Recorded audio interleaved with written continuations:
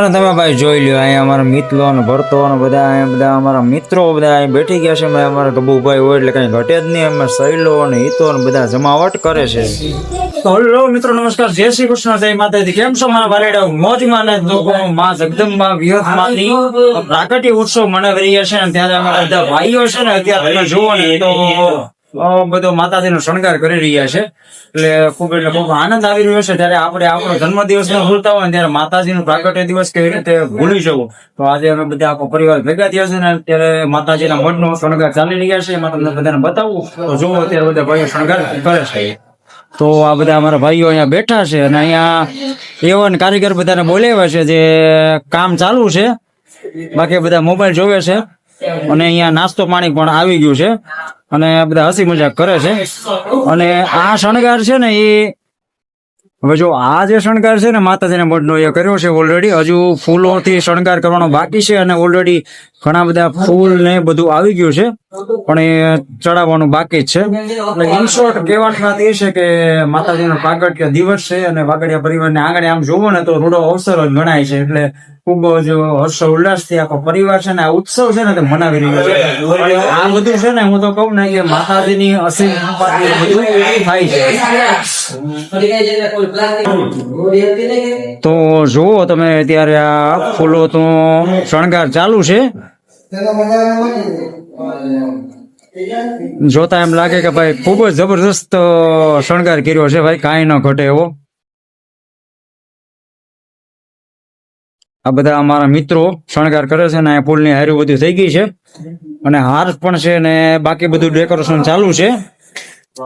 અને અહીંયા જેવું માતાજીમાં ડેકોરેશન પતે ને એટલે ડાયરેક્ટ હતીમાના મઢે જવાનું છે. ત્યાં પણ હજુ શણગાર કરવાનો ઘણો બધો બાકી જ છે. બરોબર, આ અમારા છોકરાઓ બધા જો બધા બેઠા છે અહીંયા અને ખૂબ એટલે ખૂબ બધાનો સપોર્ટ સાથ સહયોગ રહ્યો છે. અને આ ભાઈ નાસ્તો આવી ગયો છે. નાસ્તો જરાક બતાવી દો. જરાક નાસ્તામાં શું લાવ્યા છે. અમારા સાગરો બધા ગયા હતા નાસ્તો લેવા માટે. તો જોવો અત્યારે પોપ બોપ બધું આવી ગયું છે, કાંઈ ઘટે નહીં એમ નાસ્તામાં. તો બસ માતાજીના પ્રાગટ્ય ઉત્સવ મનાવી રહ્યા ત્યારે એક લાઈક કરી દેજો અને કમેન્ટમાં જય માતાજી લખવાનું નહીં ભૂલતા. હજુ પણ આગળ મજા આવવાની છે બ્લોગમાં. અને બીજું એ હા ભાઈ, અમારે અલ્પેશભાઈ સુરત થી આવ્યા છે માતાજીના પ્રાગટ્ય ઉત્સવમાં. તમે જુઓ, વાહ ભાઈ વાહ, કાંઈ ન ઘટે મોબાઈલ બતાવે. અને આ પ્રાગટ્ય દિવસ નિમિત્તે આખો પરિવાર જમણવાર કરવાનો છે અને સાથે સાથે તમને કહું કે ભગવાન સત્યનારાયણ ભગવાનની કથાનું પણ આયોજન કર્યું છે. એટલે ખૂબ જમાવટ આવવાની છે. તો બસ બ્લોગ ને કન્ટિન્યુ રહ્યો અને લાઈક કરતા રહેજો. હવે અહીંયા જોવો શણગાર તો ચાલુ છે.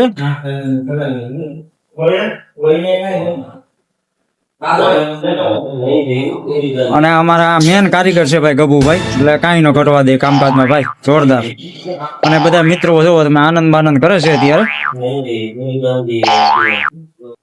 તો બાકી બધા અત્યારે જો કામકાજમાં લાગી ગયા છે. એમાં અમારા ગબુભાઈ ની બહુ સારામાં સારી મહેનત. અને અત્યારે તમે જોવો તો અમારા ગિરીશભાઈ છે ને તે ફૂલની હાર લટકી રહે એના માટેની વ્યવસ્થાઓ કરી રહ્યા છે અત્યારે બધા. અને બાકી બધો તમે શણગાર તો ઓલરેડી જોઈ જ રહ્યા છો બધા. અને બુકે બહુ સારામાં સારા બનાવ્યા છે. એમાં ગબુભાઈ, હસુભાઈ, વર્તો, ગિરીશભાઈ, યોગેશભાઈ, ગુણાભાઈ, અમારે મીન્સ કે અમારે સાગરભાઈ, એટલે જમાવટ પાડી દીધી ભાઈ. એટલા જો ફૂલોનું બધું વ્યવસ્થાઓ તો હતી જ જોરદાર, કાંઈ ઘટે નહીં એવી. અને ભારી માત્રામાં જમાવટ આવી ગયા. અમારા યોગેશભાઈ ને જો અલ્પેશ ને બધા બેઠા છે. અને આ અમારા બાળકો જો નવું કંઈક કરે.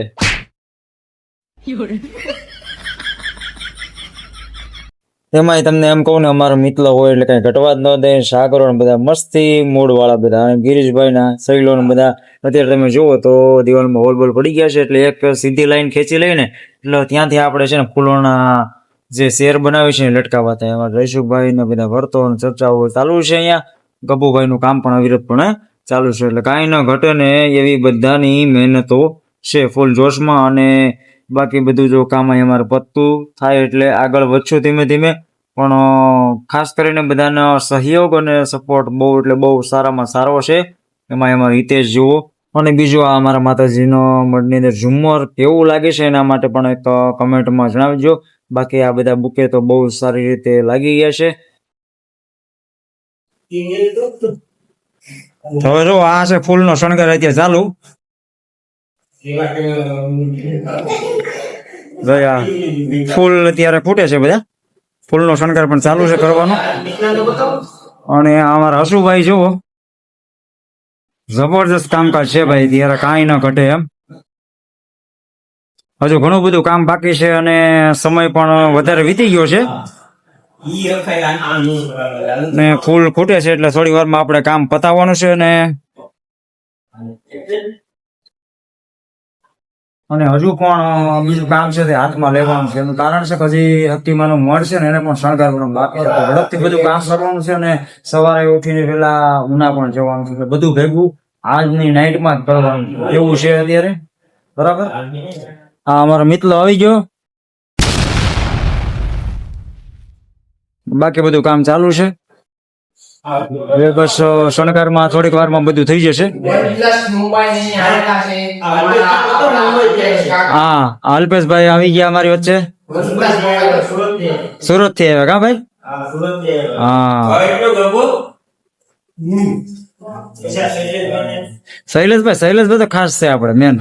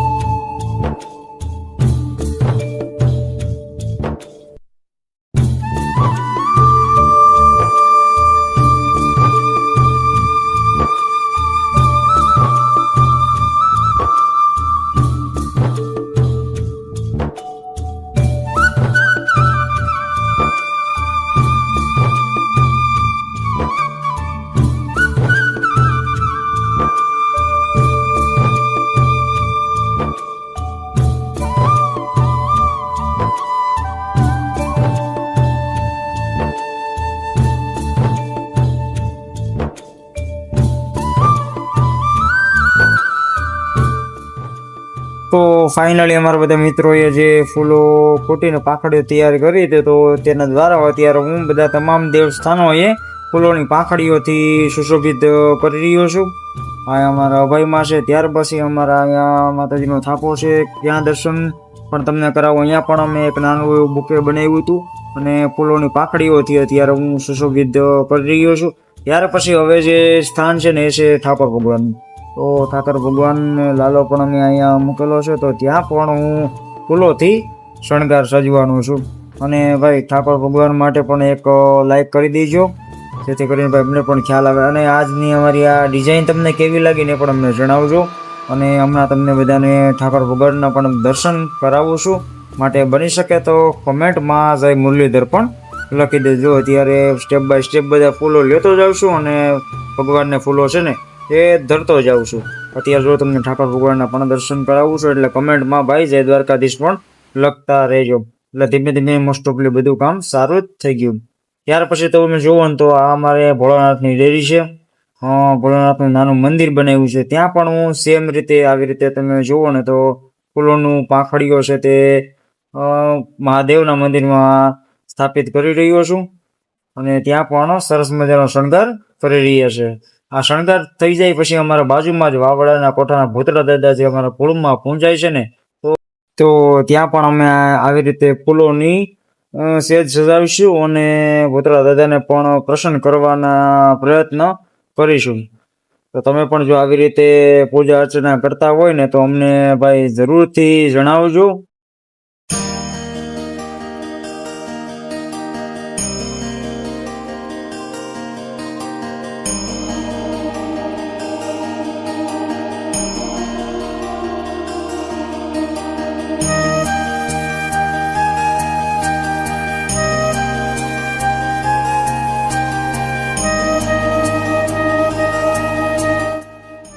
તો ત્યાર પછી ભોળાનાથે પગે લાગી અને અમારા ફાવડાના પોતાના પુતળા દર છે તો ત્યાં પણ સેમ આવી રીતે જ હું શણગાર સજવાનો છું.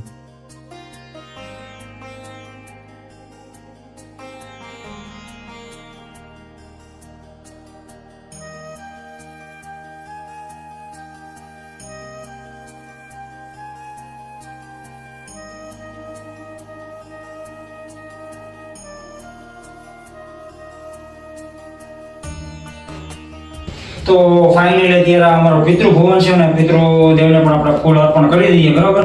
કારણ કે જે અવસર છે એટલે પિતૃ દેવતા પણ બાકી ન રહે તેના માટે બધું કાર્ય ચાલુ છે. અને ભાઈ ગરમી છે ને વાત ન પૂછો, એટલી બધી ગરમી થાય છે ને કઈ સીમા જ નથી.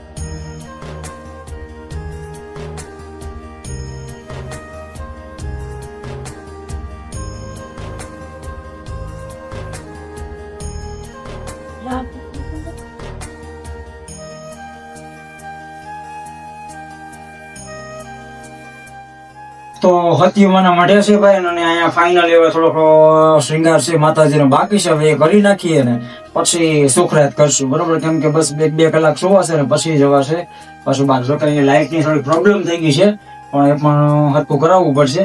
પણ હવે બસ માતાજીનું કાર્ય છે કરી નાખીએ.